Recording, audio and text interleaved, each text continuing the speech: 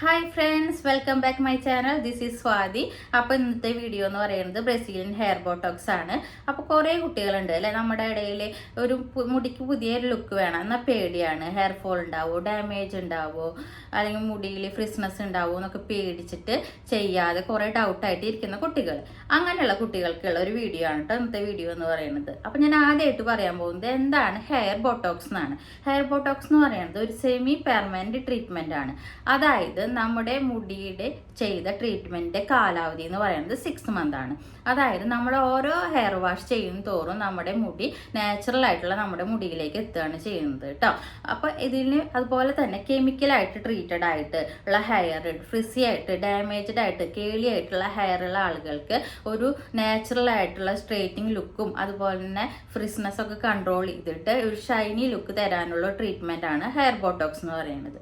പിന്നെ ഇനി ഞാൻ അടുത്തതായിട്ട് പറയാൻ പോകുന്നത് ഈ ബ്രസീലിയൻ ട്രീറ്റ്മെന്റ് ചെയ്യണേറ്റ് മുമ്പ് നമ്മൾ കുറച്ച് കാര്യങ്ങളൊക്കെ ശ്രദ്ധിക്കേണ്ടതുണ്ട്. അതെന്തൊക്കെയാണെന്നാണ് കേട്ടോ. ഒന്നാമതായിട്ട് ശ്രദ്ധിക്കേണ്ടത്, നമ്മൾ ഓയിലൊക്കെ യൂസ് ചെയ്യുന്ന ആളുകളാണെങ്കിൽ ഈ ഓയിൽ യൂസേജ് ഒരു 1 week ബിഫോറൊക്കെ നമ്മൾ സ്റ്റോപ്പ് ചെയ്യുക.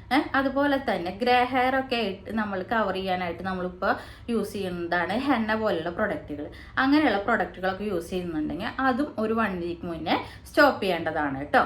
ഇനി അടുത്തതായിട്ട് ഞാൻ പറയാൻ പോകുന്നത് ഇതിൻ്റെ എക്സ്പെൻസ് ആണ്. ഈ ബ്രസീലിയൻ ട്രീറ്റ്മെൻറ്റിൻ്റെ എക്സ്പെൻസ് എന്ന് പറയുന്നത്, റേറ്റ് എന്ന് പറയുന്നത് ഓരോ പാർലറിലും അതുപോലെ ഓരോരുത്തരുടെ ഹെയർ, ഇപ്പോൾ ലോങ് ഹെയർ, തിക്ക് ഹെയർ, അതിനൊക്കെ അനുസരിച്ച് ഡിഫറെൻ്റ് ആയിട്ടിരിക്കും കേട്ടോ. അപ്പോൾ നിങ്ങളൊരു 7,000 എബോ അങ്ങനെ കരുതിയിട്ട് വേണം പോവാനായിട്ട് കേട്ടോ. ഇനി ഞാൻ അടുത്തതായിട്ട് പറയാൻ പോകുന്നത് ഈ ബ്രസീലിയൻ ട്രീറ്റ്മെന്റിന്റെ ആഫ്റ്റർ കെയർ ആണ് കേട്ടോ. അതായത് ബ്രസീലിയൻ ട്രീറ്റ്മെന്റ് നമ്മൾ ചെയ്ത് കഴിഞ്ഞിട്ടുണ്ടെങ്കിൽ, ബോട്ടോക്സ് ട്രീറ്റ്മെന്റ് ചെയ്ത് കഴിഞ്ഞിട്ടുണ്ടെങ്കിൽ ഇനി നമ്മൾ എന്തൊക്കെ ആഫ്റ്റർ കെയർ ആണ് നമ്മുടെ ഹെയറിന് കൊടുക്കേണ്ടതെന്നാണ്. അതിൽ ഒന്നാമത്തെ കാര്യം എന്ന് പറയുന്നത്, അവർ നമുക്ക് സജസ്റ്റ് ചെയ്തിട്ടുണ്ടാവും ഒരു സൾഫേറ്റ് ഫ്രീയും പാരബൻ ഫ്രീ ആയിട്ടുള്ള ഒരു ഷാമ്പു, അതുപോലെ തന്നെ ഒരു കണ്ടീഷണറും. അത് രണ്ടും നമ്മൾ യൂസ് ചെയ്യണം. അത് മസ്റ്റാണ്.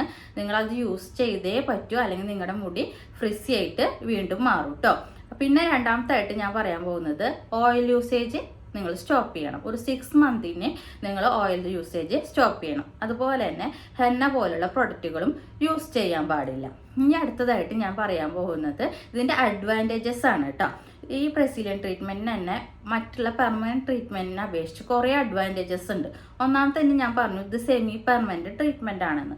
അതുകൊണ്ട് തന്നെ ഇതിൻ്റെ വാലിഡിറ്റി 6 months ആണ്. അത് കഴിഞ്ഞിട്ടുണ്ടെങ്കിൽ നമ്മുടെ ഹെയർ നമ്മുടെ നാച്ചുറൽ ഹെയറിലേക്ക് വരും. അതായത് നമുക്ക് ഇനി ഈ 6 months കഴിഞ്ഞിട്ടുണ്ടെങ്കിൽ ഇനി ബ്രസീലിയൻ ട്രീറ്റ്മെൻറ്റോ ഒരു ട്രീറ്റ്മെൻറ്റ് നമുക്ക് കണ്ടിന്യൂ ചെയ്യാൻ ഇഷ്ടമല്ല.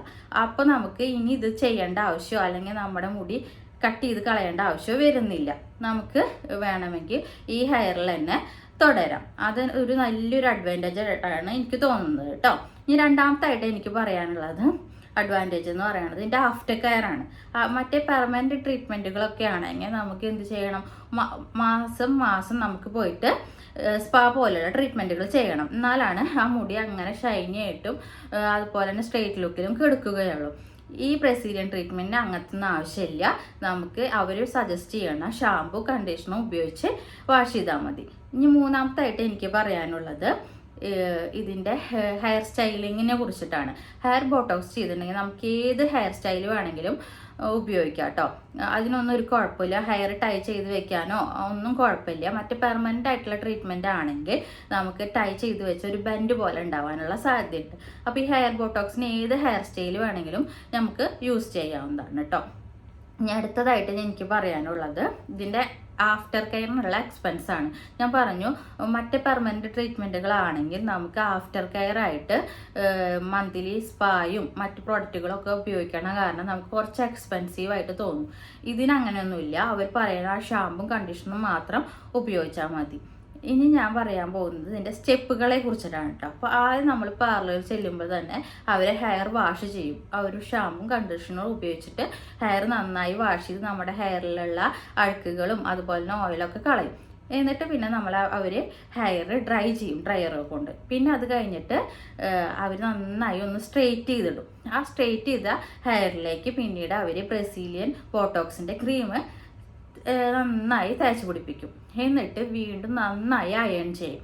അയൺ ചെയ്ത് ഇട്ടതിന് ശേഷം അവർ കുറച്ച് നേരം നമ്മുടെ ഈ ഹെയർ ക്യാപ്പ് ഉണ്ടാവുമല്ലോ, അങ്ങനത്തെ ക്യാപ്പ് കൊണ്ട് ഒന്ന് കെട്ടി വെച്ചിട്ട് പിന്നീട് വാഷ് ചെയ്ത് നമുക്ക് അന്ന് തന്നെ വീട്ടിലേക്ക് പോകാവുന്നതാണ് കേട്ടോ. മറ്റേ പെർമനൻറ്റ് ട്രീറ്റ്മെൻ്റ് ഒക്കെ ആണെങ്കിൽ ഒരു 3 ഡേയ്സ് കഴിഞ്ഞിട്ടൊക്കെയാണ് ചിലപ്പോൾ നമുക്ക് വീട്ടിലേക്ക് 3 ഡേയ്സ് കഴിഞ്ഞിട്ടൊക്കെ വീണ്ടും അവർ വരാൻ പറയും പാർലറിലേക്ക്, എന്നിട്ട് വീണ്ടും ഹെയർ വാഷ് ചെയ്യാണ് ചെയ്യുന്നത് കേട്ടോ. അപ്പോൾ ഇതിന് അങ്ങനത്തെ ആവശ്യങ്ങളൊന്നും വരുന്നില്ല.